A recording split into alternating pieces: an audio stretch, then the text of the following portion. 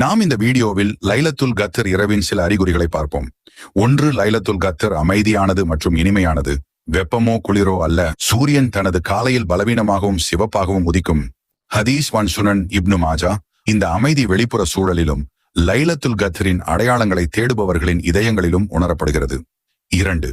லைலத்துல் கத்ர் என்பதற்கு அடையாளம் அந்த இரவை அடுத்து வரும் காலை பொழுதில் சூரியன் வெண்ணிறத்தில் ஒளியிழந்து மங்களாக உதிக்கும் என்று கூறினார்கள். ஸஹீஹ் முஸ்லிம் 1397. சூரியன் அதன் வழக்கமான கடுமையான கதிர்கள் இல்லாமல் மென்மையாக தோன்றுகிறது.